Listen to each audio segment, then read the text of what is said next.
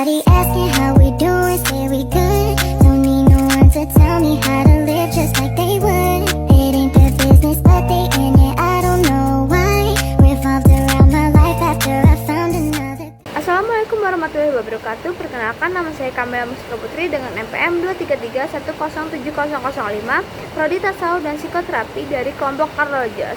Tujuan membuat video ini adalah untuk memenuhi tugas perkuliahan dengan dosen pengampu Ibu Ira Hidayati, ekspresi MA. Yang pertama, bagaimana analisis mimpi dapat menggambarkan karakteristik kepribadian seseorang menurut Jung? Menurut Jung, mimpi merupakan cara seseorang untuk mengetahui hal yang tidak disadarinya sebagai bagian dari kepribadian. Karena itu, beberapa mimpi memiliki makna dari representasi kehidupan nyata seseorang. Mimpi menjadi proses mengekspresikan perasaan dan sikap yang berada di bawah alam sadar, berupa keinginan, rasa bersalah, perasaan tertekan, kecemasan, atau permasalahan lainnya yang ditekankan oleh alam bawah sadar. Tetapi, Jung juga berpendapat bahwa mimpi tidak hanya mencerminkan pengalaman pribadi, tetapi mengandung makna yang lebih dalam terkait ketidaksadaran kolektif dan archetype. Yang kedua, bagaimana teori kebutuhan dari Maslow dapat menggambarkan karakteristik kepribadian seseorang? Teori kebutuhan yang dikenal sebagai hierarki kebutuhan merupakan kerangka kerja untuk memahami bagaimana kebutuhan manusia berpengaruh terhadap karakteristik kepribadian seseorang. Teori ini dibagi menjadi 5 bagian yang harus dipenuhi secara berurutan. Yang pertama ada kebutuhan fisiologi, yang kedua kebutuhan keamanan, yang ketiga kebutuhan sosial, yang keempat kebutuhan penghargaan, dan yang terakhir ada kebutuhan aktualisasi diri.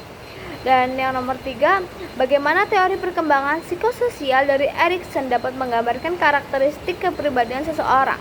Teori perkembangan psikososial dari Erik Erikson menjelaskan bahwa karakteristik kepribadian seseorang melalui 8 tahapan perkembangan yang berbeda. Yang pertama, percaya atau tidak percaya dimulai dari usia 0 sampai 18 bulan. Yang kedua, otonomi atau malu dan ragu dimulai dari 2 sampai 3 tahun. Yang ketiga, inisiatif atau rasa bersalah 3 sampai 6 tahun. Yang keempat, kerajinan atau rendah diri 6 sampai 12 tahun. Yang kelima, pembentukan identitas atau kebingungan identitas 12 sampai 18 tahun. Yang keenam, keintiman atau kesepian 19 sampai 40 tahun. Yang ketujuh, ada generativitas atau stagnasi 40 sampai 64 tahun. Dan yang terakhir ada integritas atau keputusan usia lebih dari 65 tahun. Nomor 4, apa perbedaan dan persamaan dari ketiga tokoh kepribadian tersebut? Maslow menggunakan pendekatan humanistik yang berfokus pada pemenuhan kebutuhan dan aktualisasi diri sebagai puncak perkembangan kepribadian. Erikson mengembangkan teori psikososial yang menekankan konflik yang dihadapi individu di setiap tahapan kehidupan dari bayi hingga lanjut usia. Jung menggunakan pendekatan analitis yang berfokus pada ketidaksadaran, simbol archetype, dan proses individualisasi untuk mencapai keseimbangan psikologis. Perbedaannya, Maslow memiliki pandangan positif terhadap manusia sebagai makhluk yang berusaha untuk mencapai potensi penuh mereka. Erikson melihat manusia sebagai entitas yang terpenuhi oleh interaksi sosial dengan berfokus pada krisis yang dihadapinya. Jung menyajikan gambaran manusia sebagai makhluk kompleks yang berusaha untuk memahami diri mereka melalui simbolisme dan mitos. Dan yang terakhir, apa kritik terhadap teori yang dibawakan oleh ketiga tokoh tersebut? Erikson, teori perkembangan psikososial. Meskipun Erikson menggambarkan perkembangan manusia dengan sangat rinci, beberapa kritik menyoroti bahwa teori ini kurang didasari pada penelitian empiris yang kuat. Banyak konsepnya yang lebih bersifat teoritis dan sulit diuji secara objektif. Yang kedua, Abraham Maslow, hierarki kebutuhan.